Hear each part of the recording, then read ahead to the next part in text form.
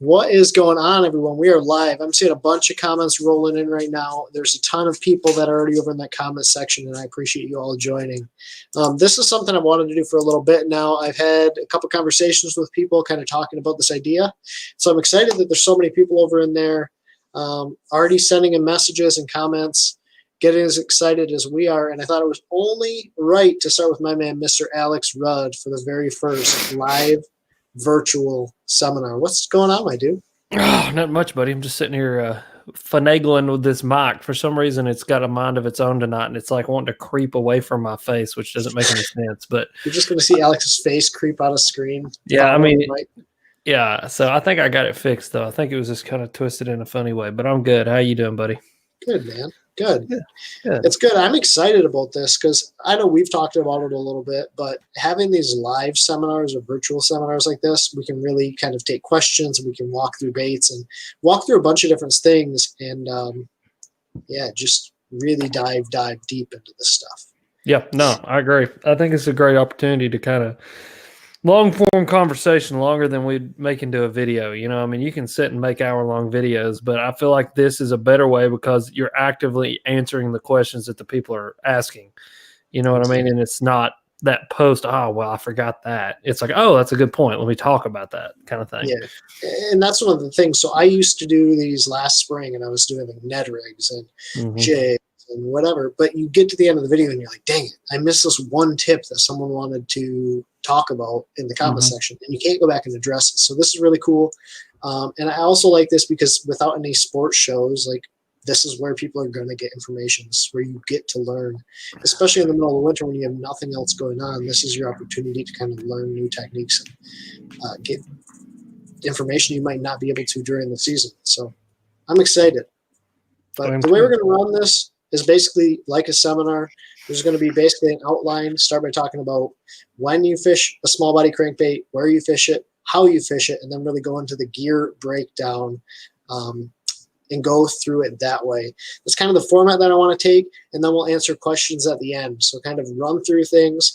You guys can be sending in questions or comments as well as we go through it, but that's really my game plan for this. And I'm also going to be uploading this to a podcast, so you guys are watching the very first Benjamin Nowak podcast, or Benjamin Nowak Seminars podcast, which is what's going to be going on all of the different podcast platforms, Spotify, Apple Music, and everything else. So really, really excited. Without further ado, I'm going to give a little introduction for the podcast, and then we're going to hop into this thing. What's going on, everyone? It's Benjamin Nowak, and this is the very first live virtual seminar. Tonight, we're going to be talking about small body crankbaits with my man, Mr. Alex Rudd, one of the best small body crankers that I know. Talking everything small body cranking. We're going to really break this thing down, talk about when to fish it, where to fish it, how to fish it, and the baits that we use. And this is also going to be streamed on YouTube live. So there's going to be some interaction and questions at the end. So if you guys want, you can hop onto these live streams. I'm going to be having another one next Tuesday night with my man, Mr. Caleb Bell, possibly Alex Rudd, talking about cold water current fishing for big fish. So live stream, podcasts, lots of really cool things going on, and long-form conversation talking about very specific techniques, which I think is kind of a new avenue for YouTube fishing. What's going on, Mr. Rudd? Not much, buddy. Just sitting here. I'm sitting here kind of playing with my foot and my ankle because I went to physical therapy tonight, and they jerked around on it and physically abused me for like an hour. And so it's nice and swollen up, so I'm just kind of sitting here messing with it. One of the things that I was thinking, too, as we talk about this, is like this is the time of year that you pull out a cold water, like a small body crankbait, and you've not really been able to do it, basically now through March. Yeah, and it's kind of sucked because I said in my video that's coming out tomorrow, 7:15 p.m. Eastern time, Alex Rudd Fishing Channel, for all you guys listening and watching. No, but anyway, I said in yesterday's video that's coming out tomorrow, like I'm not, so usually this time of year, you know, I can kind of get on a pattern and be able to follow that pattern. And even though it's super tough to catch fish this time of year, I can usually put something together, right? And just where I've been so sporadic in fishing, you know, either I've got a chance to go or, you know, the weather's bad or whatever it is. I've not really been on a super consistent bite, but the one consistency this time of year for me is a small body crankbait. I mean, it's pretty fascinating because I went Saturday to practice for a kayak tournament that I've got coming this Saturday, and brutal conditions, like high 34, snowing, wind blowing 20 miles an hour, just horrible outside, right? But the one fish that we caught all day long was a 4-pound largemouth that came on a Spro rock crawler, which is a small body crankbait. And so it's just cranking for me, especially here in East Tennessee, is like a way of life. I mean, like, this is where that kind of culture around making your own crankbaits and throwing small body crankbaits really kind of came out of, you know what I mean? And so it's just, man, it's what I do. And so, yes, you're right. It's kind of stuck because I've not been able to get on the bot that I usually get on and enjoy this time of year. You're not following fish, and you can't really stay kind of in tune with their pattern and where they're moving, and are they out towards the main lake? And, you know, we're really going to dive into a lot of that as we get into this, but that's a big thing this time of year, is understanding physically where these fish are at, especially when that water is cooling down and getting cold. Yes, yeah. And, you know, consistency-wise, crankbait. I mean, small body crankbait. I mean, it just proves, even though I'm not patterning those fish and not following them, when I got that small body crankbait in my hand, it's like the one thing I know that is going to work. You know what I mean? I don't have a ton of confidence in a jig. I don't got a ton of confidence in a drop shot. For me, it's cranking that crankbait, because I can cover virtually 0 to 15, 18 foot of water if I need to with that crankbait and be successful. So, yeah, exactly. And that's going to kind of lead us or segue us into the first topic, which we're going to be talking about, which is the when are you throwing a small body crankbait? And this is going to vary depending on where you're at in the country, whether you're, you know, down by Alex and you're fishing it in January, or up by me. It's going to really differ. But at the end of the day, I do think there are certain times that a small body crankbait plays for both of us, and kind of how you adjust your crankbait or your retrieve throughout the year. So kind of give me your take on that, and then we'll just kind of play off each other here. So small body crankbait fishing starts for me as soon as we move into what I consider the fall, right? And for me, I really base fall not on air temperature or month, but more on water temperature, right? Because here in Tennessee, we have really warm falls. We have really cold falls, just like we have really warm springs and really cold springs. And so really anything water temperatures 60 degrees and below to up to that 60-degree point again is when I'm throwing a crankbait. So from the time in the fall at which the water hits 60 degrees and then starts going below that till the time we start to come back out of winter into the spring and the water hits 60 degrees again, I'm going to have a small body crankbait in my hand. And so, like I said, that's a water temperature thing. I'm not really looking at a month thing. I don't go on October 1st, I'm picking up a small body crankbait. I'm watching that water temperature, because those fish's biology, as the water temperature starts to change, as the days start to shorten, that's another big thing. Start to watch those length of days. Those fish are going to start feeding up on certain types of bait, whether it be crawfish or bait fish or whatever it is, throughout the fall. And then once we hit the winter, I start to adjust my colors while still throwing the small body crankbait, and I start adjusting where I actually throw the small body crankbait. And then the spring is kind of the same deal. You know, I keep the crankbait in my hand, but I adjust colors and where I'm actually fishing it at. Yeah, and it's interesting because you talk about, you know, as you start to transition into the fall and throughout the spring, whereas up here, that's basically the exact same time of year when I'm going to be throwing them. Like as soon as that water starts to fall mid to low 50-degree range and below, and well, about upper 50-degree range and below. And then again in the springtime when we have open water and that water kind of gets like mid 40s to almost 60-degree range, that's when you're going to see it play for me. So whereas you guys don't have a true blue, like ice cold winter, it's really going to play almost exactly the same time, whether you're up here or you're down south. And so that's a really interesting point. And I think one of the things that you touched on too is changing your colors throughout the winter and really adjusting it to match, you know, bait fish or forage type, as well as water clarity, which is going to play a big deal up here. And another big thing is sort of talking about that young of the year bait fish that you guys are trying to imitate in the fall, because a lot of people think about it in the springtime, but up here for me in particular, the reason that it works so well in the fall is you have a bunch of small shad, you have a bunch of small bait fish, and you have a bunch of these small fish that are pushing up into shallow areas. And that's why that smaller crankbait works, as well as, just being a really attractive offering for smallmouth, which obviously have smaller mouths. Yeah. You know what I mean? Yeah. Yeah. So, and like, that's a huge factor down here as well, as like, when you start looking at colors and you start kind of figure out what am I trying to imitate, right? For us, you got two big things: crawdads and baitfish. Bluegills, sort of depends on the lake you're on. Up there, I know it's different for you guys because you've got lakes where it's literally just bluegills and crawdads. You know what I mean? But down here, especially TVA lakes, all the TVA lakes are so packed full of shad that starts to play a huge factor, especially when you get into the winter. The winter is big on the shad bite, and that's kind of where we'll start talking about color adjustments and things that I like to look for and do, and different styles of small body crankbaits.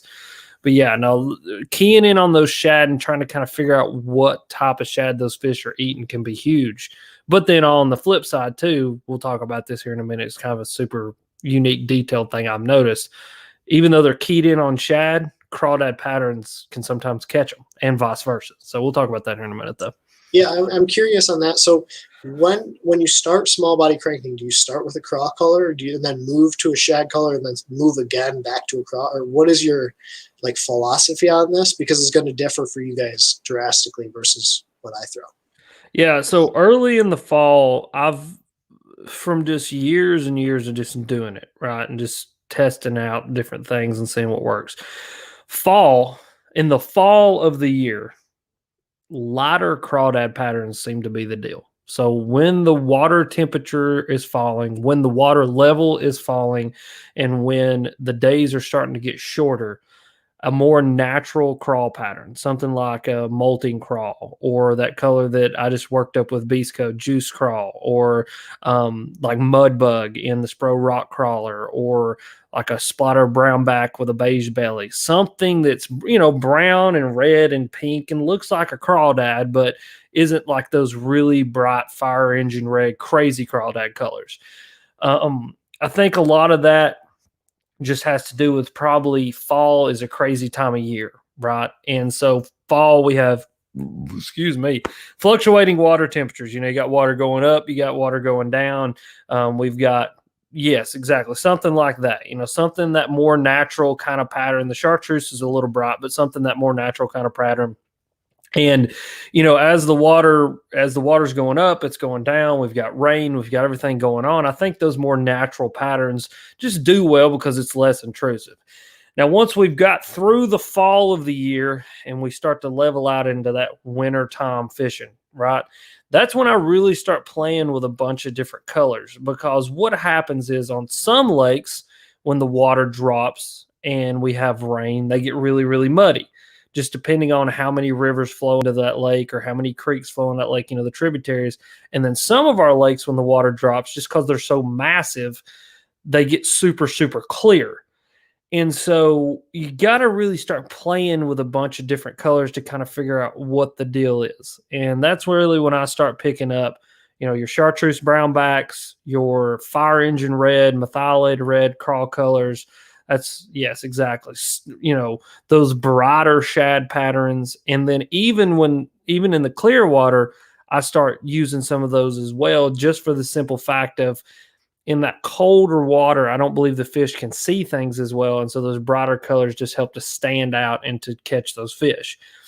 Now, once we start moving into late winter and the spring of the year, we're starting to come back up on that trend. That water's starting to warm back up. Those days are starting to get longer. That's again when I start to shift, kind of away from the shad patterns back into this almost exclusively crawl patterns. And that's really when I start mixing in the more natural crawls and those methylated and red crawls, that I'm known for throwing, those really bright fire engine red colors. And you kind of just start mixing those in. And then once we kind of peak out into the spring, almost rolling into what I would consider early summer, I start picking up chartreuses. And a lot of that has to do with the lakes around me. They fluctuate up and down. These TVA lakes, the water level can go up 20 feet and down 20 feet. And so when that water comes up, it gets muddy, and those chartreuses and those reds and those really bright colors will play huge on those lakes that get really muddy. So, yeah, and that's really interesting because you sort of see a similar progression for us, where when that water starts to hit what I would consider that fall temperature, you know, that mid to upper 50-degree range, you're going to see me pick up a little bit brighter, louder color baits. This is typically when you get a lot of the fall rains. You get those colors that you want to stand out, and a lot of times that's perch imitations, that's bait fish imitations, bluegill imitations. So you're going to go with colors like the Dredger and the HD perch color, and then as you start to see a shad spawn and a shad die off, which is going to happen later in the fall, that's when you're going to start to pick up some of your more shad style patterns, your white bodies, your honey shads, your OSP blitz in that vanilla chartreuse color. There's a lot of really cool nuances that you can play with, kind of just stay in tune with what the bait fish are doing. And that's really what I'm keying for, especially in the fall time on the Great Lakes. As you move into river systems, dude, like you said, we fish a lot of rivers around here, and that's where crawfish play a big, big role. Like in these river systems in the fall, I'm pulling out like your Shad Wrap and your craw colors. I'm pulling out those small body crankbaits and craw colors. We're going to really, really dive into this more, like our favorite style of crankbaits and baits, but that's when you're going to see those craw colors play. So just stay in tune with kind of what's going on in your bodies of water, what are fish keying in on, and what's really going on in the ecosystem and habitat that you want to imitate, or that you would like to sort of contrast. Like as your water gets dirtier, keep in mind you have to kind of brighten your colors or make your colors maybe a little bit more bold. If the water gets cleaner, go down to those more natural colors, take out some of the rattles, look for baits that, you know, maybe have a little bit tighter wiggle and wobble as that water cools down and warms up. So those are all things to keep in mind as that water temperature changes, because this is a huge time of fluctuation in the fall and in the spring. And that's really when these baits are going to play the most. It's going to really bring us into our next point, which is we just talked about the when. Now we're going to start to talk about the where. Like, where are we looking for these fish during these times of year so that way we can have success? I know I've seen a lot of comments coming in saying, hey, I don't have a ton of success or confidence fishing a small body crankbait. A lot of times I'm fishing a jerk bait, or I have a lot more success, you know, fishing slower moving baits. Where are you really going to be focusing your efforts on with a small body crankbait? So this time of year, especially, you know, I'm looking at that main lake stuff. Those areas where I say this often, and it's just kind of a theory I've formed from fishing a lot. I'm fishing residential fish, but I'm fishing residential fish that may either live in a depth range that is, you know, only accessible to certain types of baits, you know, throughout the summer when the water's really high, and then when the water drops down to them, they just stay where they're at and the water just comes to them and you're able to catch those fish. And or I'm fishing for fish that are living, you know, like on a bluff where it's easy for them to move up and down. So this time of year, I'm looking for a lot of vertical cover, and that's really where it seems that they want to live for the most part. You know, something more vertical or something that has a pretty drastic drop.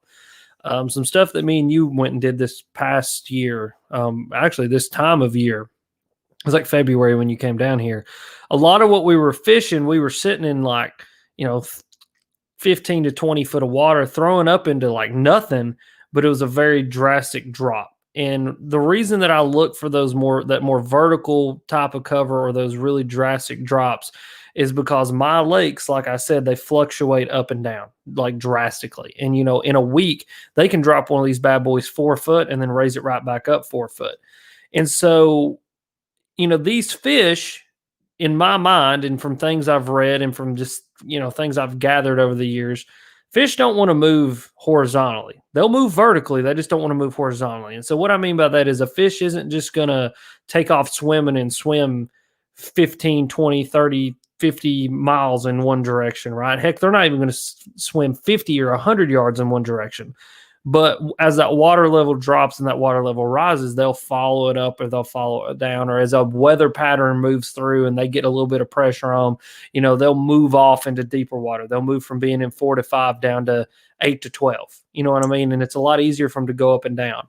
And so for me, this time of year, I'm looking for that more vertical top of cover and structure. You know what I mean? The biggest thing about that too, because I see the same thing, is the ability to transition very, very quickly. These fish are in constant flux.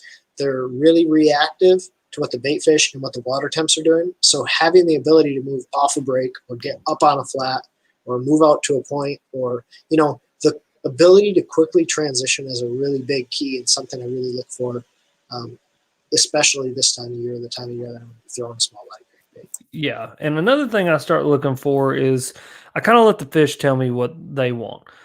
Depending on the lake that I'm on, I'm either looking at wood or I'm looking at rock. And, you know, both of those are very viable options. When it comes to rock, I've talked about this in my videos before. You would be amazed how a specific type of rock will hold fish. And a lot of times it's the color of the rock. You got to think like those more black slates, those darker rocks, they're going to hold heat and they're going to get hot faster. Just because it's natural, right? You put on a dark piece of clothing, you go stand out in the sun. It could be 32 degrees outside, but you're going to be a little bit warmer than the guy in the white sweatshirt because that black sweatshirt sucks in all of that light. Those rocks are the same thing. And so I start looking for those types of rock that those fish want to be on. So once I've kind of narrowed down the type of rock, then I start looking for transitions around those rocks. You know, are they sitting on the transition from rock to shell, rock to sand, rock to mud, those kinds of things. And then clay mud. You would be amazed that clay mud, you know, I've been going down a bank and rolled up on a clay mud bank, and that clay mud bank will be 4 degrees warmer than the rest of the lake just because that water tends to be a little bit dirtier, a little bit more mixed up, and it holds that heat just a little bit better. And then wood. When you're fishing that vertical cover, looking for big trees. You know, I've found that if I can find a lot of big laid down trees that are laid down on those bluffs and create just kind of a house for those fish to live in while they're moving up and down, which also creates a house for the bait fish and the crawdads and the crappies and everything else those bass like to eat. You know, you can have a ton of success doing that. And that wood is going to pull in that heat and it's going to warm those fish up. And I think that's one big thing to look for is look for those areas, number one, where it's easy for those fish to move up and down. It's easy for them to transition very quickly when they need to. But when the time comes to warm up their body, to get warm and to eat, they also have that accessible to them too. And those areas are going to be those areas like clay mud, the darker rock, the wood, those kinds of things. And that's really what I look for, especially this time of year. Now, as we move into spring, it starts to get very different just because, you know, pre-spawn and spawning fish, they get all funky and they do all kinds of things that are, you know, a little bit against what we would think is normal, but they're going out to make babies. So they do those kinds of things. But that's really kind of what I'm looking for this time of year. And when I'm really focusing on what I would consider small body crankbait fishing, you know what I mean? Like that 3XD, rock crawler, fritz side, that's small body crankbait. I don't really put the square bill in the same category as a small body crankbait. Yeah, it's a totally different bait. I mean, it has a different action, which we're going to really dive into what we consider or what we think makes a small body crankbait effective and what makes a small body crankbait like truly a small body crankbait. Because we're not necessarily talking like medium diving cranking. That's a totally different thing. There is a subsection of baits that really fit into this category that are made for a certain time and effectiveness. Yeah. Yeah. And yeah, I mean, and like I've heard someone coin the phrase a few years ago, finesse crankbait fishing. You know what I mean? And that's, they started like throwing all these baits into that category. And I was like, whoa. No, I was like, you've got like Shad Wraps and those balsa small body, like style baits you got to throw on a spinning rod. You've got small body, medium diving crankbaits, and then you've got square bills, in my opinion.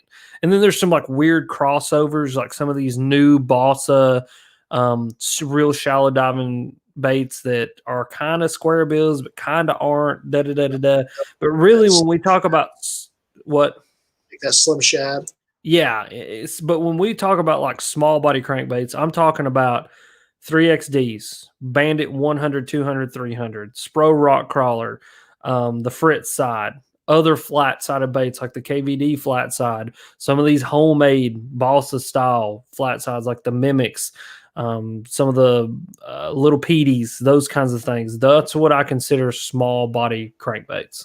Yeah, and I think it's funny. I think Berkeley actually came out with the Dredger almost unintentionally to be a small body crankbait. Like, yes, it's also a great deep water bait. You can fish this bait deep, but comparatively, this bait is probably my favorite small body medium diving crankbait. Even though it has a little bit wider wobble, like this isn't something I'm going to throw in super cold water, but it does get bit. It's a smaller body crankbait, and it's something that I would fish during those transitional times through the fall and early spring. So we'll definitely dive into that a little bit, but I think that's a really good point.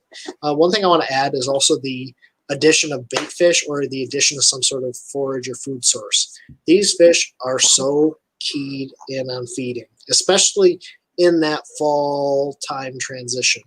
In the winter, it can get a little tough and finicky, and you might be like, man, there's not a ton of shad around here. But during that fall time, during that fall, really it is all about feeding and eating and getting fat to basically optimize their ability to feed during those feeding windows. Same thing in the springtime when that water starts to hit that upper 40-degree range temperatures. Yeah, I agree. And, you know, one thing to look for, too, is kind of what are the bass eating for, right? I think bass's feeding patterns change for whatever their body clock and their natural instincts are preparing them for.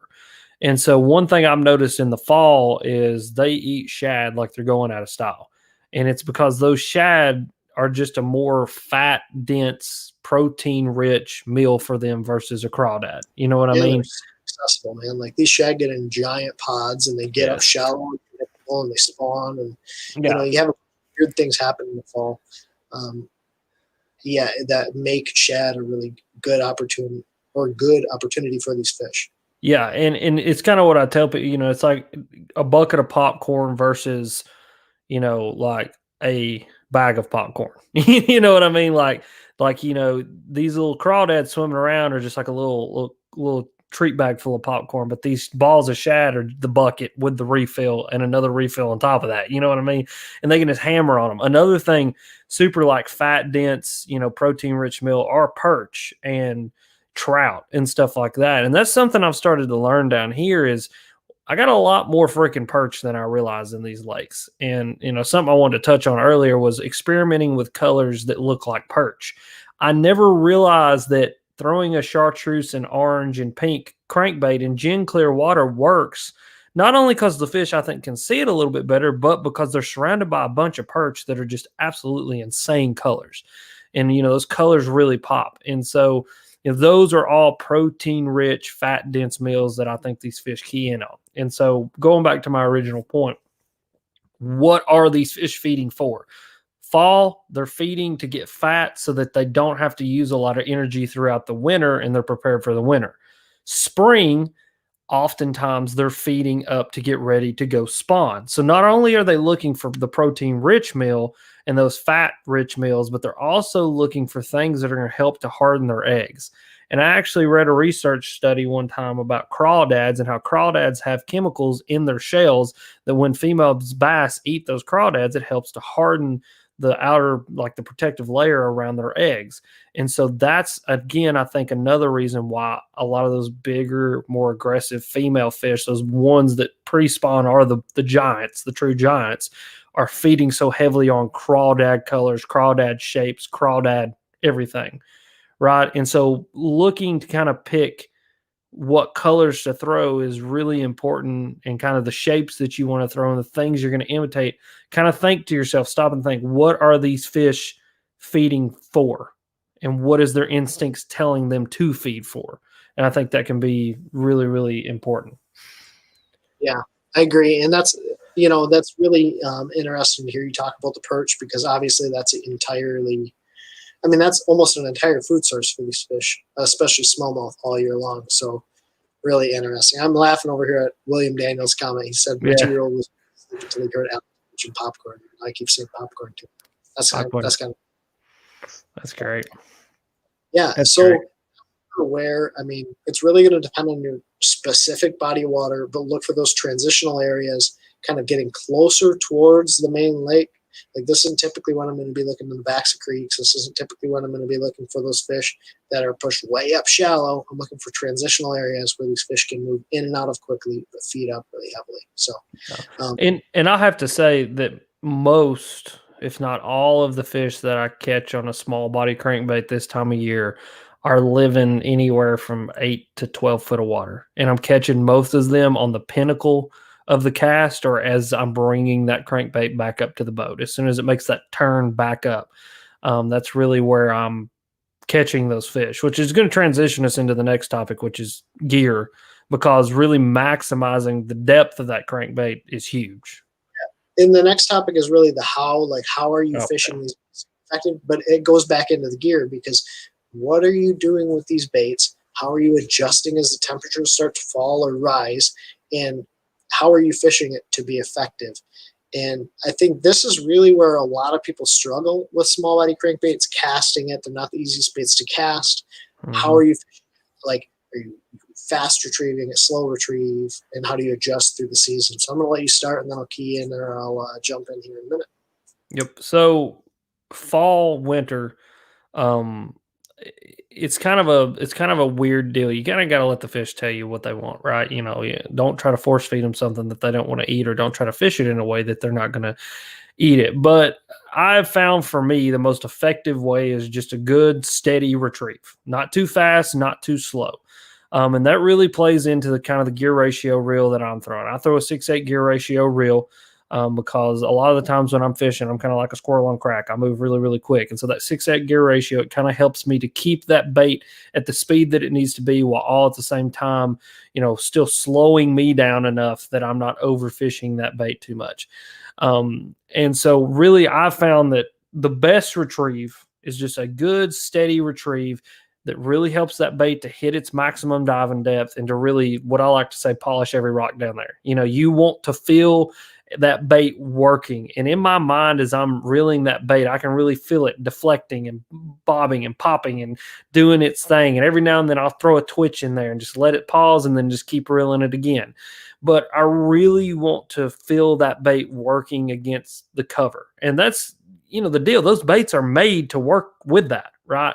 You know, too many people kind of try to impart too much action onto the bait when the bait already has a ton of action that it's doing on its own. So really just polishing those rocks is what I like to call it, especially when I'm fishing rocks. Now, when I'm fishing more vertical cover, there's a lot of the times I'll never even hit the bottom. Like I'll never actually touch something other than maybe if there's a tree that I'm fishing through that's laying down on a bluff. Really there, what I'm looking for is to get that bait to just follow the contour of that bluff down to hit that maximum diving depth and then to turn back up. And one really important key factor that I'll tell you guys about, and this is something, keep this in mind because this can be enormously big on catching fish on a crankbait, is the angle at which you throw the crankbait towards the bank. I have seen days when straight in and straight out gets them. I've seen days when like 10 degrees and 10 degrees out gets them. And I've seen days when you got to practically, you know, get up next to the bluff and just like, you know, throw all the way down the bluff and bring that bait back through the strike zone 6 or 7 times to get them to eat. And so play with different angles. That's something me and my dad do. You know, I'll throw straight in, he'll throw in front of the boat. And we'll fish until we figure out how those fish want to eat. And so really, really watch your angles. But, you know, let the crankbait do its job. You know, there's a lot of guys who are wanting to burn them really fast and stop them. That works for some guys. There's guys who, I mean, just creep them. You know, they get them down to depth and then just creep them. But for me, I found just a good, steady retrieve. I mean, I've put hundreds, if not thousands of fish in the boat with a small body crankbait, just cranking it, just like this. And I think we've all heard of guys talking about, yeah, I flipped my jig up next to this bank, and it was like that fish was just looking at the bait come down in front when your bait hit the water. These fish do position and adjust based on wind direction, based on the way that the shad or the bait fish or the forage is moving in and out of that location. So keep an open mind. It changes day by day. And so you have to just play with casting angle. And that's such a good point that it kind of didn't think about at the time, but such a good point, and it can make the difference between catching them or not. Yeah, and watch your current, right? Down here, current is king, and you're going to talk about that next week. You know how current plays into fishing, but current isn't just man-made current or river current, but it can also be wind. You know, how's the wind blowing? What direction is the wind blowing?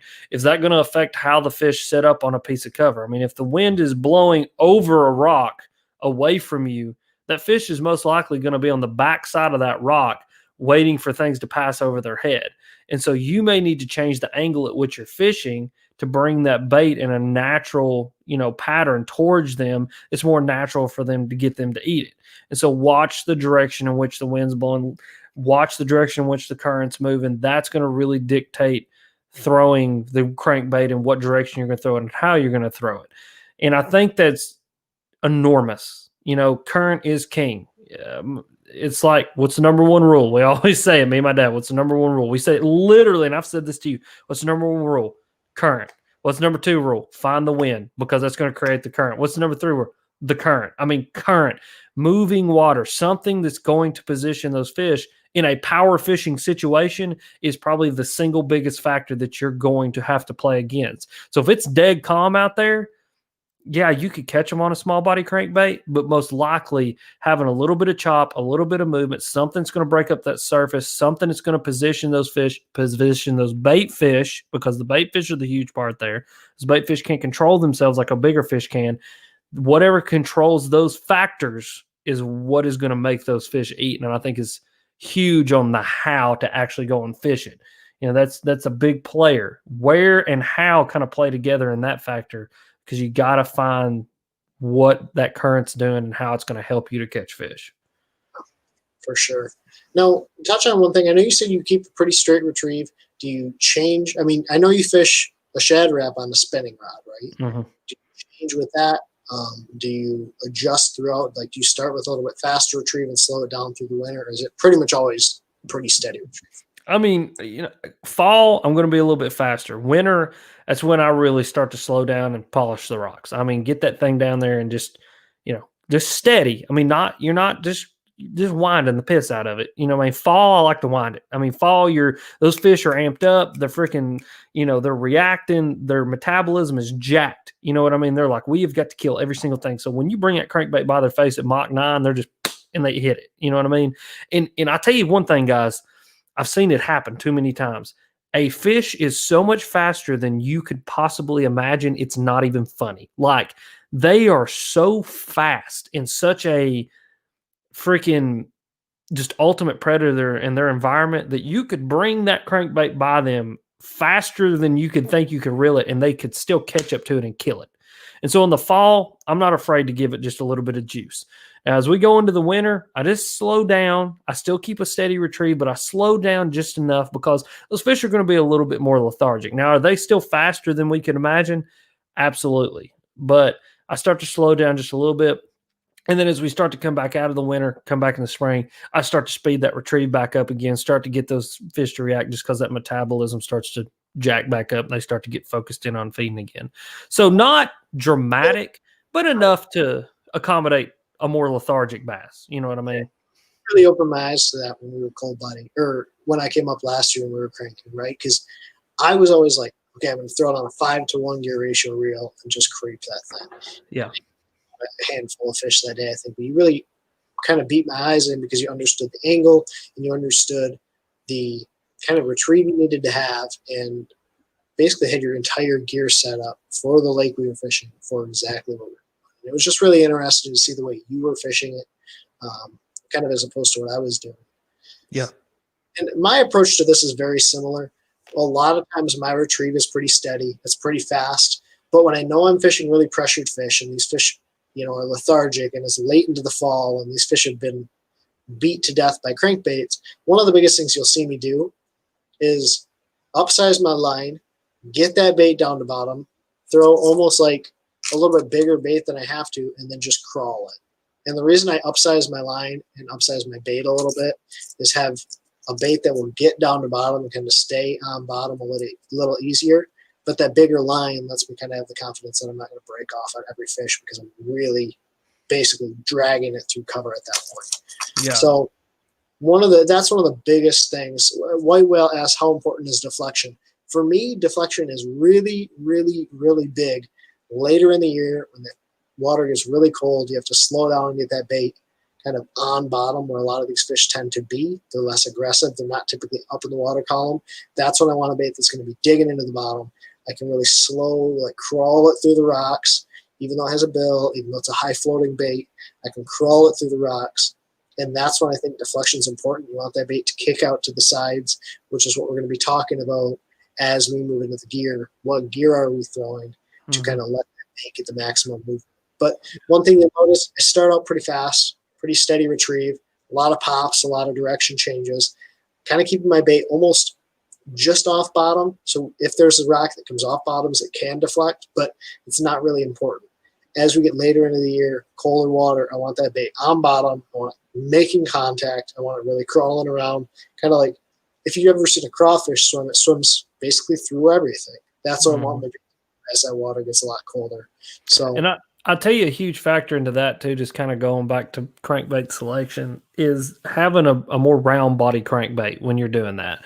So earlier in the year, you know, for Ben, obviously he's not touching bottom a whole ton. He's kind of doing what I do on the bluffs where you're never really touching bottom. Is you don't have to worry about, you know, the shape of the body of the crankbait as much. But I've found when you get later in the year and you're really digging into the bottom, having a more round or fatter body crankbait does a couple things for you. Number one, it helps to deflect, but number two, it helps it to keep from getting hung up as much. Because you got to imagine when that bill of that crankbait kind of hits a rock and wants to kind of almost leverage in or kind of wedge its way in, that more round body will kind of help that bait to roll and then to keep going. Where, you know, if you pick up a bait that has more flat sides, and I kind of consider the flat side deal almost a more either shallow water deal, or if you're looking like the KVD flat, a vertical cover deal where you're not touching as much. Those flatter side baits, this is something I have ran into a ton, especially with the KVD flat. That thing, I've seen it because I've hung them up before and had to go get them. They'll wedge down, and instead of wanting to roll, they'll kind of roll down and just stop.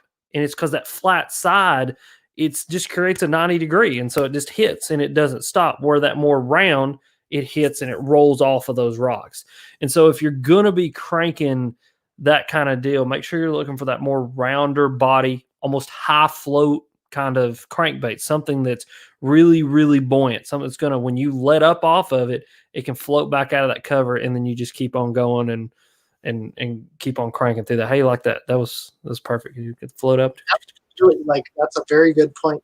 And I almost look, so they have the Frit Side 9, but I don't get that as really a medium. It's not a small body bait. It's a big bait. And to me, it's more of like a shallower water technique. It's not a Frit Side to me is not considered a small body medium diving crankbait. Flat-sided square bill is not considered that. It's a shallow water technique. It's a cooler water technique, but these fish are still really aggressive, springtime. So that to me is a very different thing. But you can really start to see the difference, you know, in an OSP, which has a flatter body, a dredger, which has a little bit flatter body, or but they're still very rounded, as opposed to like a Shad Wrap, which is very flat sides, or the 5 flat, which is very, very flat sides. These baits are something that I would consider good bottom crawling baits, round bodies, that tend to come through it pretty well. But then you get into those flat sided baits, and like you said, they just tend to pin quite a bit. Yeah, and that whole flat side deal, man, you know, I've caught fish on the Shad Wrap and the flat sides, and, you know, these, you know, old school bosses stuff. You're doing that in the spring for the most part. That's kind of that weird transitional springtime bait when they don't really want to bite anything else, but they'll bite that kind of flat side crankbait. And a lot of the times those areas, and just thinking back through the years on, you know, catching those fish on those baits, watching Dad catch fish on baits. The guy, I mean, I mentioned Dad because he's the one that taught me how to small body crank.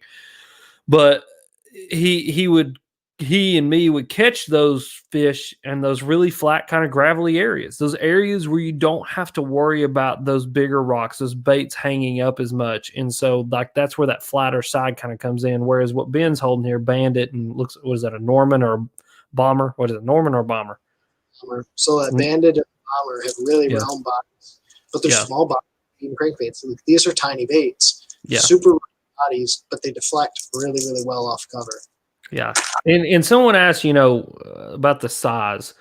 You know, bigger, or do you believe smaller bait has a bigger profile? What's the question? Alex, you mentioned a round body. How much do you guys think bigger bait has a smaller profile and a smaller bait has a bigger profile based on the body shape? I look for has, right? So like, yeah. So like wider, like when you look at like a wiggle wart or a rock crawler, versus a bandit, they have two totally different actions. While they still have a similar action, it's like saying what's the difference between a tiger and a lion, right? I mean, they're both big cats, they both will kill you, but a tiger and a lion are both built for two totally different things, though they look very similar. That rock crawler having that wider body, and that's what I love about a rock crawler, is it just, even though it's a small package, the way that they've designed that bait to have that wide kind of body that tapers down is going to displace more water, say, than a bandit that is more finesse. It's more tight. It's got that kind of smaller profile. Again, they do similar things, but they don't do the same exact thing. And so I think truly that's why the rock crawler is kind of so special, is because they've almost perfected things that the wiggle wart had. They perfected things. They took things that the wiggle wart had. They took things that the Norman had. They took things that the bandit had. They took things that some balsa crankbaits had, and they all kind of packed it into one crankbait that's really easy to throw and comes with good hooks and just flat out catches fish. So yeah, tons and tons of awesome comments coming in. Really, really interesting to see what people have to say. And people are really interested in the gear we throw, the baits we throw, and why we choose certain baits. And we've touched on it a little bit, but let's sort of start to move down that avenue. Like we said, we've talked about the when, talked about the where, talked about the how, and now we're really going to talk in the baits that we throw, the gear that we use. That's the rod, the reel, the line, kind of why we choose these things. And we're going to dive into a lot of the questions that I'm getting. So I'm not going to call out anyone in the live stream right now. We'll address your questions here in a little bit, because there's a lot of things that we're going to touch on here in this little segment. So kind of run us through your, I don't know, top 3 small body crankbaits, and then your gear, your rod, reel, line setup, and if you adjusted it all throughout the season. So I have so many small body crankbaits, it's not even funny. Doesn't really matter. The number one is going to be Spro rock crawler. I mean, I used to be a die-hard bandit and wiggle wart guy, and those were like the two, and that's all I would ever pick up. And then the rock crawler came along, and that thing is just right. I mean, they just did it right. It's half of an ounce. It's just got a lot of good things that the bandit has. It's got a lot of good things that the wiggle wart has. They're really hard to break. They're really easy to find, and they come in a lot of great colors. They also come with good Gamakatsu hooks, which I want to talk about that in this gear, kind of hooks and the decisions I make on hooks. So that's number one. I love a rock crawler. Number 2 is going to be 3XD. A 3XD consistently catches fish, in that small body crankbait style bait. It's got a rattle in it. It's not a silent bait. And I've found times and places that bait just works better than any other bait. A couple of lakes around me, literally you get your eyes beat in throwing a 3XD versus a rock crawler. I don't know why. I wish I could explain that part to people. People ask me all the time, Alex, why is it the way that it is? I don't know. It's just the way that it is. Number 3 is a bandit. Bandit is just, it's one of the greatest small body crankbaits of all time. A lot of special colors that they don't make anymore in those things that I play with. I'm throwing bandit 200 and 300 the most. Those are going to be the 2 that I throw the most. Number 4, DT. The DT series is awesome. DT6, DT10. Obviously those Shad Wraps, like we were kind of talking about, those are more flat side, but anything in that, the balsas, that's when you get into the balsa baits, right? There's a whole world of balsa crankbaits. It's an insane, almost cult-like following around a lot of those. Talk to me about when you start to fish a balsa bait, right? Because there's a lot of advantages to balsa. There's a lot of detractors to balsa. So talk to me about when you're choosing balsa versus when you're choosing, a normal ABS or plastic body. Lake to lake to lake, man. Lake and watercolor and water temperature. You know what I mean? Yeah, and pressure. Dude, there are lakes that the balsa style crankbaits work better than the plastic crankbaits, and there's lakes where the plastics work better than the balsas. You know what I mean? But I've really found the more pressure the lake is, or the more lake that the pressure, or more pressure that the lake has just in general any time of year, those balsa baits just tend to do a little bit better. Biggest reason being they're silent, they're more subtle, they've got a more tight action, they're a lot more buoyant. And so you can put a DT10 in places that you can't put a 3XD, because the buoyancy of the bait helps it to keep from getting hung up. You know what I mean? And so kind of figuring out where those fish are at or what they're doing is huge, because that's going to really help you to pick that bait, right? You can make baits do a lot of special things. There's a reason that balsa is so effective, because it is a natural, this is going to sound like really hippie, but because it is a natural part of the earth, right? That bait does unique, weird things. One balsa bait is not the same as another balsa bait, is not the same as another balsa bait. I don't care if it's made by Rap, if it's made by Jim Bob down the street. They're all different. And so even if you have the exact same one, it has a different action, different profile. It just does unique things in the water that I don't think ABS plastics can really do. And they're variable. I mean, like, you could have 42 Rapalas on the deck of the boat. Each one of them is going to be different. I mean, you know, you'll have the one that's got the most hook rash on it, because there's just something weird about the way that bait was, you know, with your ABS plastics, they're injected. It's almost perfect. You know, they're holding these really tight tolerances on these in these molds, and they're just able to inject thousands of them. Where the balsas a lot of the time are either hand carved or carved on a, you know, like a lathe or something like that. And so they're all going to be just a little bit different. You know what I mean? And so, yeah, I mean, balsas, that is a whole nother podcast for another time. We could go down a rabbit hole with that one. But then, like, you know, other ones, I mean, obviously I've got a box full of them. Duo makes some really good small body crankbaits that are sneaky. Megabass makes some small body crankbaits that are really sneaky. You know, Bill Lewis is introducing some small body crankbaits that I'm digging. Obviously, you've got, like, Berkeley is doing a lot of cool stuff. I just know that I've kind of found my go-tos in the Spro, the Bandit, the Rapalas, you know, that kind of line of crankbaits. But there's so many more out there that, you know, everybody has a different opinion on kind of what they're looking for. Talk about your rod selection. So rod, reel, line, the single most important part of crankbait fishing, next to the crankbait itself, the single most important part of putting, let's say the single most important part of putting more fish into the boat with a crankbait. You want a 6, 8 to 7 foot medium, moderate action glass composite crankbait rod. What I mean by that, it's a composite between fiberglass and graphite. And so that makes a very parabolic rod. And by parabolic, I mean it's going to bend way down into the blank, almost to the last guide. My favorite rod, my two favorite rods, are the David Fritz Perfect Crank and Stick from Lew's, and Greg Hackney's Crank and Stick in the Lew's lineup are two of my favorites. Very moderate action rods. I use 7-footers just because of what I'm, you know, that's what I'm comfortable with. But 7-foot medium, moderate action glass composite rod. That composite rod does a lot of things for you. Number one, it makes it easier to cast the baits. That more limber, more like almost whip-like action in the tip of that rod is going to help you to really fire that bait where you want it to go. It helps with accuracy, and it also helps to throw those smaller, lighter baits, especially in the wind where you're going to want to be throwing those things. So you're able to really whip that bait and let it fly, go where it needs to go.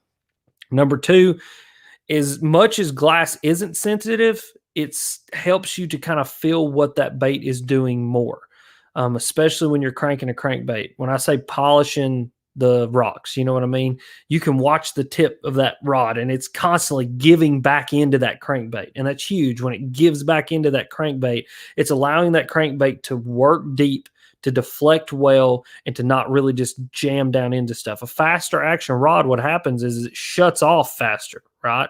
And so when you start to put any kind of load onto that rod, it'll stop into that backbone.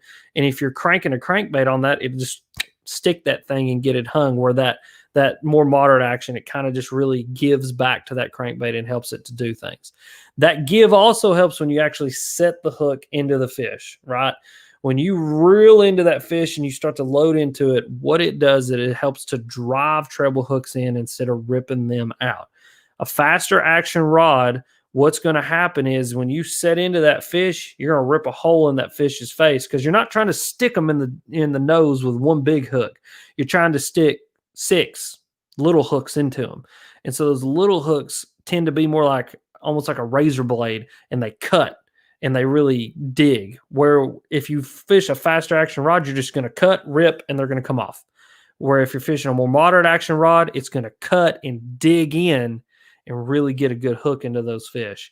And then number 3 or 4, whatever point I'm on at this point, when those fish actually get next to the boat, start to surge, they come up tail walking, it helps to really absorb that. Just like when it's giving in when you're fishing it, just like it gives in when you set the hook into them, it's going to give when they come up tail walking or when they're surging next to the boat, and it's going to keep those fish, again, from coming off. The biggest thing for crankbait fishing is that rod. So many people get frustrated because they're throwing a 7-foot medium heavy fast action rod that's designed to throw a worm on and to have a lot of feel and a lot of sensitivity, because that's what they've got, and they lose a bunch of fish because they're ripping holes in those fish's face, or it can't absorb the shock of that fish running next to the boat, or they bend treble hooks out and they break them off in their faces and stuff like that. I mean, these are little bitty treble hooks that you're dealing with. To kind of play on that same vein, treble hook wise, for most of my small body crankbaits, depending on the size of the body, I'm fishing a number 6, either round bend or EWG hook. It depends. Throughout the winter and, really fall and winter, you tend to have fish that slap at baits more. They don't actually intend to eat them. They intend to stun them and then go back and eat them, or they're just slapping and reacting to them. And so, round bend hooks are better. It's got more travel. It's going to be able to hook those fish a little bit better, especially the ones that slap at it or just react to it. And then as we go into spring and those fish get more intentional about what they're eating, I go with the EWG, because the EWG isn't going to do as good of a job at getting those fish that slap at it, but the fish that eat it, it's going to hook them really, really well, and it's going to be really hard for them to get off. Going back to rod, reel, line. Reel, 6/8 gear ratio reel. Again, for me, it just helps me to slow down a little bit. But 2, something about a 6/8 gear ratio reel is just perfect for small body crankbaits. I don't know what it is. KVD said it himself. He doesn't know what it is, but that 6/8 gear ratio, that like 26 to 27 inches of line per handle turn, is absolutely perfect for crankbait fishing. And then some 10-pound fluorocarbon or copolymer. Copolymer is awesome. Just because it's copolymer, it's a neutrally buoyant line. It's super abrasion resistant. I found for a lot of reaction baits, especially reaction baits that you want to make sure that you keep and don't lose, that copolymer does really, really well. And then fluorocarbon too is great because it sinks. It helps that bait to get down to its maximum diving depth. And I think that's huge, kind of what we were talking about earlier, depending on the situation you find yourself in. If you're going to be grinding rocks and you need an immense amount of abrasion resistance, go with copolymer. If you're trying to get to the maximum diving depth and you're fishing more vertical cover, go with a fluorocarbon. But 10-pound is huge. Small diameter line. 8, honestly, is too light. 12, in my opinion, is a little too heavy. 10 is that perfect medium because it really does help to get down to that maximum diving depth and do what it needs to do. And it also, in my opinion, gives the baits a little bit more action. You'll hear, that's exactly the point that I was going to make. Yeah, there's a lot of people who would disagree with me and whatever, but like they're like, I fished my crankbaits on 15 or blah blah blah. Dude, 10-pound line. I even throw it on square bills because I think it gives that bait a little more free range of motion. It's cutting less water in front of that bait as you reel it. So it's maximizing the amount of water that's actually going over that bait, helping activate that bait. It's the same with like a lipless. I talked about this in the monster bass video I did.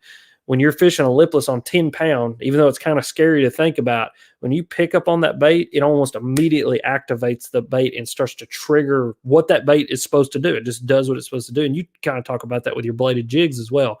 Smaller diameter line helps the bait to just do what it needs to do and do a better job at it. Yeah.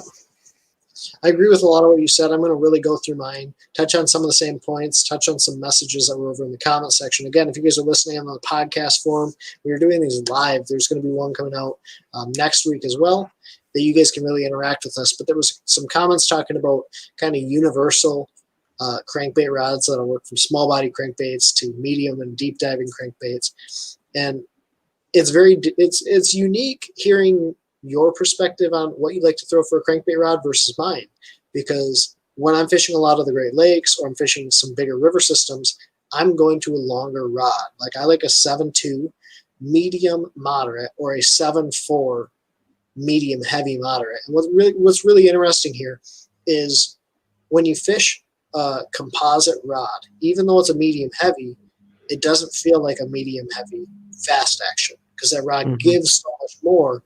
You almost have more snap to a bait. Like you can throw lighter baits a little bit easier on a moderate than you can on a fast. The rod loads up, gives, and that's what helps you kind of propel that bait forward. So my all around would be a 7.4 medium heavy moderate. That's the one that I'm going to throw most of my baits on. But if I really, really struggle, like if that bait is just a little bit too tough, I'll go to the 7.2 tactical bass. TFO glass cranking rod, composite cranking. And we kind of talked about that while you were down here, because you were throwing that little bit longer cranking rod as a medium heavy, and you were just like struggling. That one was different because yes, it was a medium heavy, but like if I would have had that medium, like I was throwing that Bandit, which casts like a potato chip anyways. Yeah. Like it really is tough. So having the right setup works. And then for baits like your Shad Wraps, for your really, really light balsa small body crankbaits, I'm going to throw it on a spinning rod, just a 7'1". They call it a 713. That's medium light. Fishes like a medium. So 7 foot to 7'2" medium spinning rod for those really, really, really finesse style baits. Yep. The reel that I'm throwing when I'm fishing a smaller body crankbait, I want to fish a smaller size reel, like overall reel size. I like to downsize. Whereas when I'm fishing those big body baits, I want to fish a BB1. I want to fish those bigger capacity spools because I can make long casts and bomb it. I want to go to a smaller cranking reel if you have the ability. Again, 6-speed gear ratio. I think that's like the perfect speed to reel that crankbait. Smaller size, less line capacity. The line comes off a lot easier. You can cast it better. Again, my main, and going back to your point, dude, my main line size is 10-pound test. Use 10-pound test fluorocarbon most of the time. I think your bait deflects better. You can make that bait react faster when you want to stop the handle, when you want to pop the bait. It moves and it acts way more natural than on heavy line. But going back to what we said earlier about really grinding that bait into the bottom, this is a point that I wanted to touch on here.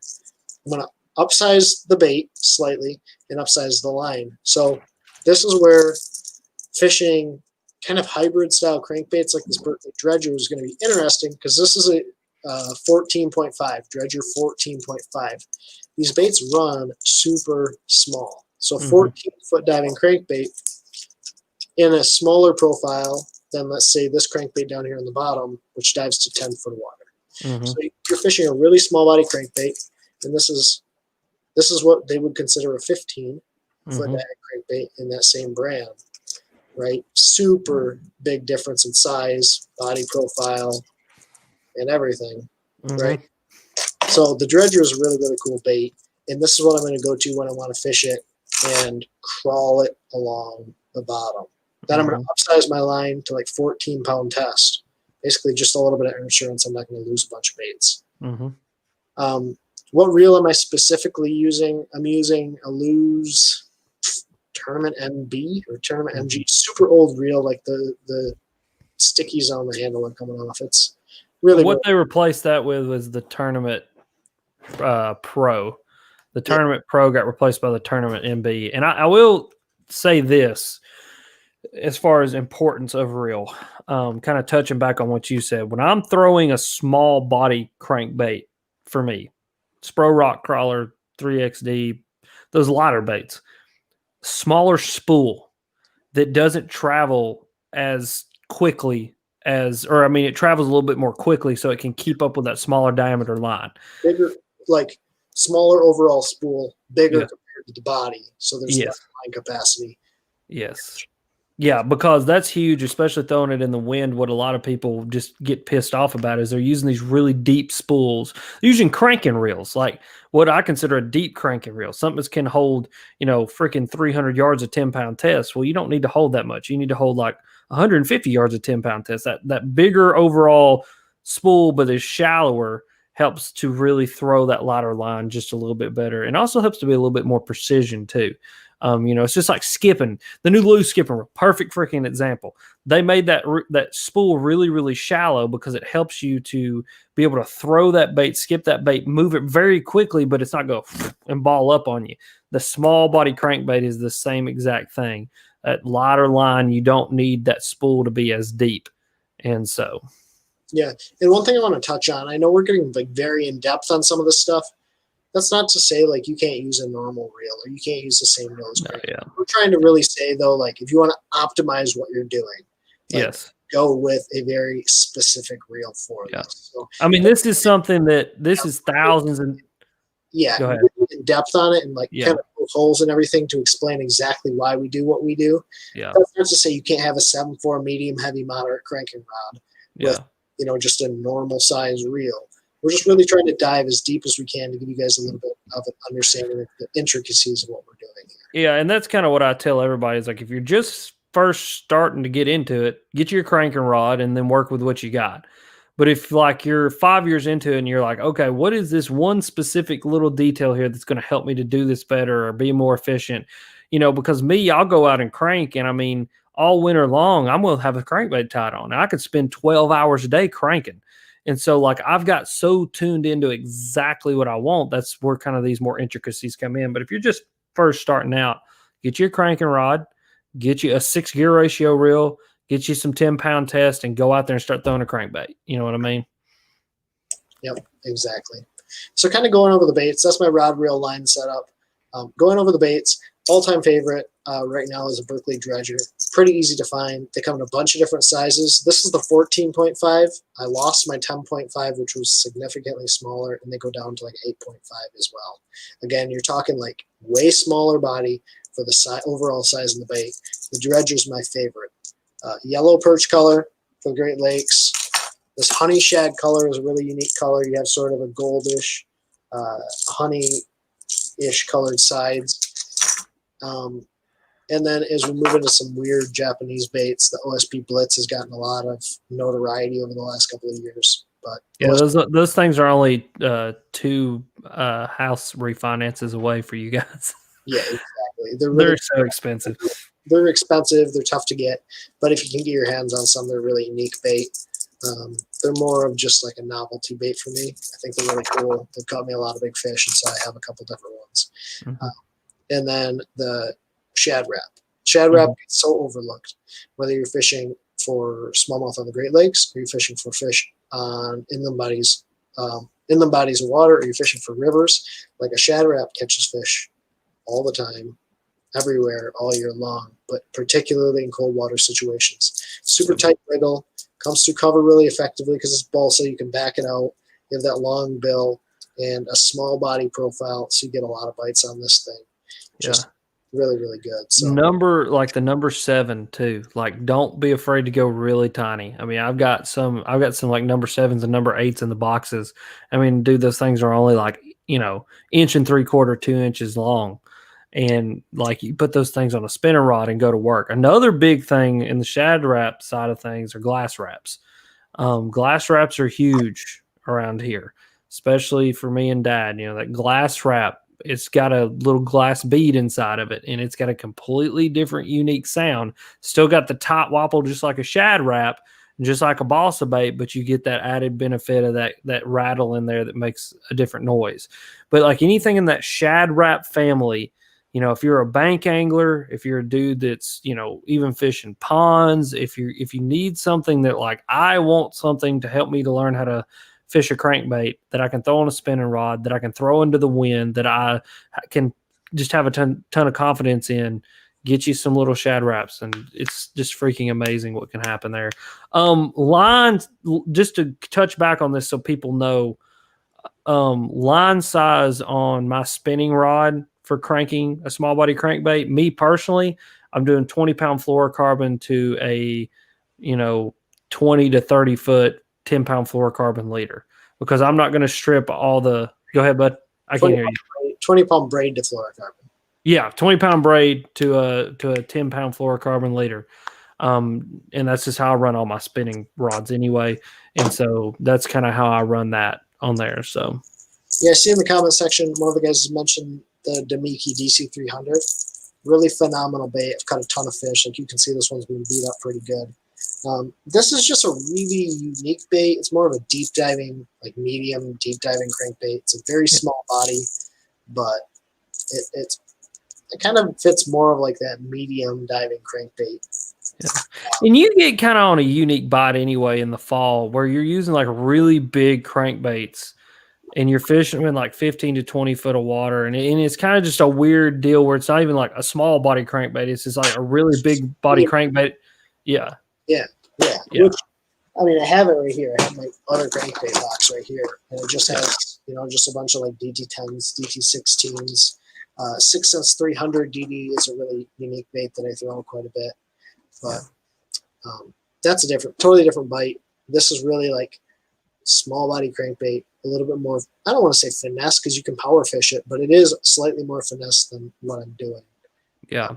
And I think the one big thing that you got to really look at, when considering what bait do I throw is how's your lake set up?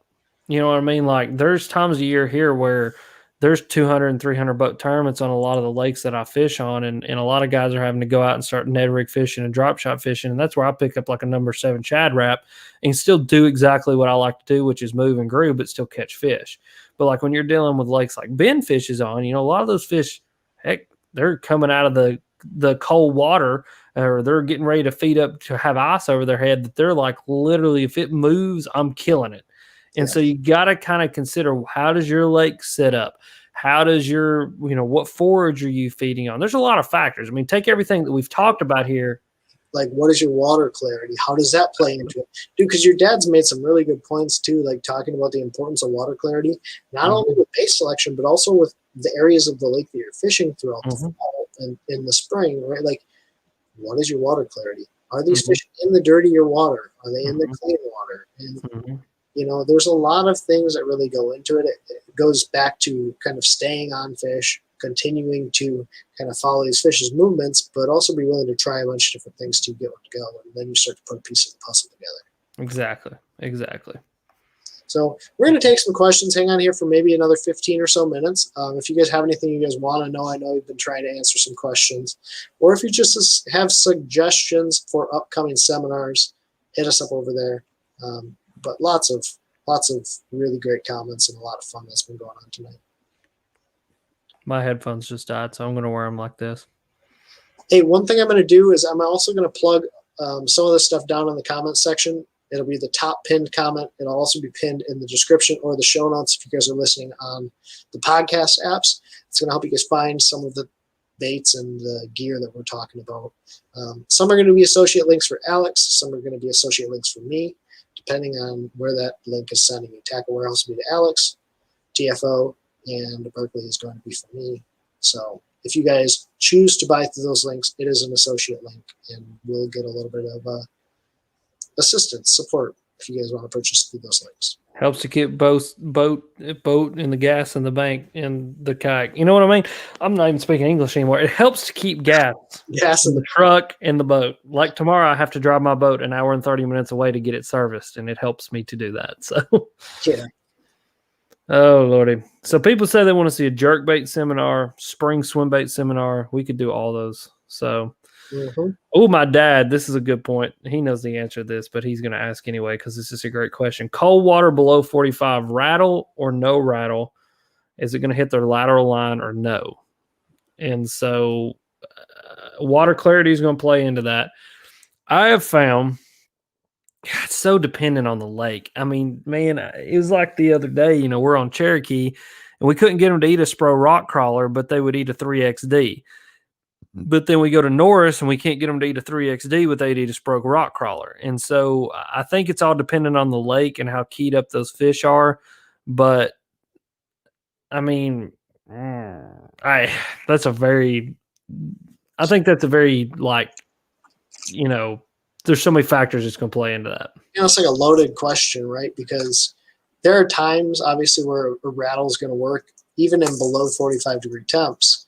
But for me, a lot of times, that's when I kind of go to those more natural baits that don't rattle, baits that don't have, a lot of noise or a lot of movement. So typically I'm going to like a DT series. I'm going to like a balsa slide bait. Yep. So Bearded Bass Project wants to know, for me, do you think you're going to get a good freeze this winter like I think last winter or the one before? Man, if any of the years is going to be a good year to have like a really, really cold few days that something like that happens, it's going to be this year. I mean, we've already had one pretty good, like what I would consider major snow, 4 or 5, almost 6 inches at my house on Christmas, and then on Christmas. And then we just had another big kind of system move through and dump some snow. So if there's going to be any year for it to happen, it's going to be this year again. But that was kind of a rare deal. What happened there was we hit about a 2-week stretch where it didn't get above the teens, and we had some pockets, the backs of pockets, whole creeks freezing up. And, we had a really good freeze, which caused a massive shad die-off, which caused a really phenomenal spring of fishing. And so I don't know. It's a great question. You got to kind of see what's Farmer's Almanac say. I always follow that. So I'll tell you what, we were supposed to have a really, really cold winter, and we have like no ice. So it's crazy, isn't it? It's crazy how much colder it's been down here than it is up there. Like I've been calling you and like, dude, the high's 25 today, and you're like, it's 48 here. It's like, what? Like, doesn't make any sense. Yeah, it's been very unique. Very, very unique. Wonder who's on the Monster Bass commenting. It's either Burley or Rick. Maybe it's Raffy. Maybe they'll announce themselves. Steve Marchione said a topwater show. That would be awesome. But there's so many different types of topwaters. Like you'd have to do one on topwaters, and then you'd have to do one on walking baits, and then you'd have to you could do a couple on that. It'd be really unique to get one of those really good that's right, topwater fishermen to come on the show and like break down his thoughts. That's my end goal. So like I want to get Hallman on a show talking about flipping, or I want to have him talk about big spinner bait fishing or fishing a little brown jig. Like there's some things Hallman could do. LBJ. Yeah, dude, he could. There's really cool opportunities with this. So if there's certain people or certain things you guys want to see, don't hesitate to toss your suggestions or ideas, dude. So do you have any plans this weekend? You fishing this weekend, or what are you doing? Tournament Saturday. Going kayak tournament. First kayak tournament of the year for me, anyway. We're 3 tournaments in on the season, but because of the broke leg, obviously I had to miss a few. But yeah, Saturday morning we got the kayak tournament. Friday night we're doing the live stream with the biologists, 9:00 Eastern time, my channel. That will be freaking fun. I've kind of got some general questions I want to ask him, which I need to kind of write those up and send them to him so he's not like coming in blind. But then I want to just like get a bunch of questions from the chat and just kind of ask him questions. I ask the dude who actually knows the stuff, the questions that we all kind of kick around ourselves. I've done a lot of reading, and I mean, I feel like I'm a pretty, educated guy as far as bass fishing and how bass act, but this dude is like the dude, right? Like it's his job to know that crap. So I can't wait to do that. Yeah, that'll be cool to get his perspective and like really understand some of the biology behind the things that we say. Because sometimes we say some things and I'm like, it sounds right and it works, so that must, be right. It'll be cool to get his perspective. Also, huge shout out to Monster Bass. I know we just mentioned them saying that they were in the comment section, but Monster Bass really, like some of the baits I showed you guys, like the rock crawler, like the bomber, like the bandit that I was showing you guys earlier, those all came in Monster Bass boxes. So you're getting really high quality premium baits that actually go in my box, actually catch fish. There's some 3XDs in there. There's really, really high quality stuff. And we put them in the month that you guys actually need to be fishing them. Like I'm pretty sure I got my 3XD last fall when I needed to be fishing it. So Monster Bass is really dedicated to giving you guys the right baits at the right time. picked by people that fish in the region that you live in. So kind of just a big plug for Monster Bass there. They are the premium box brand or bag brand now. And yeah, that's going to be sweet as well. But huge shout out to Rick for hopping on here. I just love seeing all the support, all the people coming in and, you know, enjoying the live stream. So it means a ton. I got a question for you, Ben, and this is a question from Logan, because this is a question I want you to answer because I'm about to install forward-facing sonar on my boat. How much does Panoptix and Livescope play into crankbait fishing, or does it at all for you? So the biggest thing for me is actually looking at or looking for the cover that I'm trying to hit or the structure that I'm trying to hit. So when I'm shallow water fishing, I'll turn it to perspective mode, and it just gives me an idea of like, okay, there's some sort of rock pile here, there's some piece of cover here, but a lot of times I'm not really keying in to say there's one fish there that I want to hit. You know, for rock, I'm looking for that isolated tree stump. I'm looking for, okay, there's a little swing in the bottom, and that's where I'm going to be casting because there should be a fish sitting there. Most of the time, that's how I'm going to be using the Panoptix. Perspective mode, the forward view, is really just to make the precise cast to hit the piece of cover or structure that I want fish on. Most times, I'm not necessarily looking for fish. I'm looking for what I'm going to be casting to until I get out to deep water, and then I'm going to be looking for suspended fish like we did in the past. So, yeah, shallow water cranking, not really a huge deal. Perspective mode's unique, but I'm looking for the cover that I'm going to be casting to, not the fish that I'm trying to catch. I dig it. I dig it. Yeah, I'm really excited to start playing with that and like figure that out in my world and kind of what that. I think perspective mode, or that more flat kind of giving me a general idea of what's in front of me, is going to be my biggest tool. Yes. And then the more I figure out the vertical fishing thing and the kind of throwing to them and seeing them, it's going to play more. Well, dude, because you fish a lot of like submergent cover, submerged grass, you know, submerged wood. There's that one spot that I know you know where I'm talking, where I flip a Texas rig in and I catch one. I think if you can see the edges of it, like you can put perspective mode down and you can see, okay, well, here's where the longest piece of the point comes out. Here's where this piece of wood hangs off the side here. Is really unique because you can get a real picture for what's down there. And perspective mode for me is really less than 10 foot of water. That's where it works the best. There's a company called Summit Fishing who sells a mount that you can actually adjust the angle of, and you can get it to work a little bit deeper. But for me, 10 foot or less, if I'm fishing 10 foot or deeper, I'm going to be turning that thing to forward viewing sonar with the traditional Livescope. And then I can get an idea of if there are fish up in the water column, if they're down on the bottom, or where I need to be really casting the bait. I'm excited for that forward viewing sonar for you. I think it's really dude, I'm jacked up. I just gotta get people to get crap in stock, man. I'm working on batteries and working on getting that. And I mean, it's looking like end of February, maybe even the beginning of March where I get it in my hands, which is fine, but just ready to have it. Let's take one more question, and then there's been a couple questions on this. What size do you upsize for the 3XD?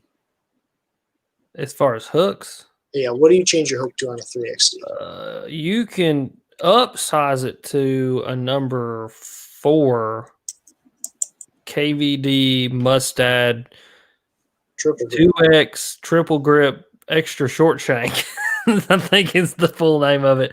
And essentially, this is a giant hook with a really short shank, so you can put bigger hooks on it. Me personally, I go number 6 Gamakatsu or Owner Stingers. I've been playing with those Barbarian hooks, and I like them so far. I mean, I've not had any issues with them, but like a number 6 size. And then if you want to go with that EWG short shank, the Mustad is like really the only company that makes a hook like that, and they make it specifically for KVD and kind of his wants. And it's that extra short shank EWG, so you can fish like a number 4 size treble hook on there. And then when you look at really KVD's new cranking rods, it's pretty fascinating. Almost every one of them is medium heavy.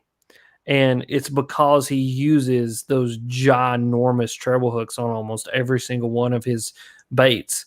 And it's because it just gives him more hook travel, more, you know, if you got a 2-inch hook and a 5-inch hook and you smack at a 2-inch hook, it's not going to have a good chance of hooking you. You smack at the 5-inch hook, it's probably going to hook you. I mean, that's kind of his theory, I think, behind that. Bigger gap, and then you can really just get them in the boat. Yeah, it's really interesting, and I won't go off on too long of a tangent right now, but when that 2.5 came out, when he won on Venice, and that's when you start to see him talk about, okay, yeah, I'm actually upsizing to a size 4, or maybe it's a size 2 on my 2.5.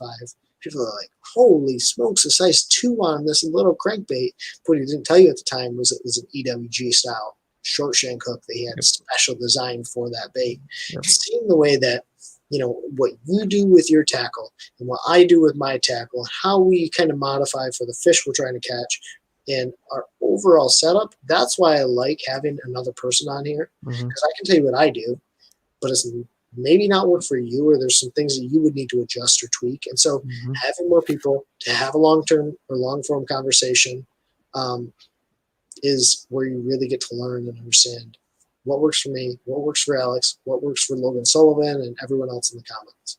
Yeah, and that's kind of this year when you look at my new square bill rod. It's KVD's CC2 rod, which is a 7-1 medium heavy moderate action rod. And I got it because I use number 4 2X strong treble hooks in the spring when I'm cranking, because I want to be able to make sure that I am sticking that fish good and it's not coming off. And you got to have that little bit heavier rod to be able to do that. So, it's cool. It's a whole nother seminar for a whole nother time, though. We would go down a rabbit hole with that one. For sure. But anyways, guys, I really appreciate everyone that hopped on. If you guys are listening on podcast, Spotify, Apple, Google Play, all the different podcast platforms, I appreciate you guys. We also do this on live stream on my YouTube channel at Benjamin Nowak. And my guest tonight was Mr. Alex Rudd from Alex Rudd Fishing. Awesome fisherman, awesome video content. Great over on Instagram, TikTok, everything else. Go follow us. I just really appreciate you guys. It means a ton that you guys joined. Again, all the products are going to be linked down in the description or the show notes below. And as always, thank you guys for watching or listening or joining us live. Have a great evening. Take care, Tightlands. God bless. Pursue passion.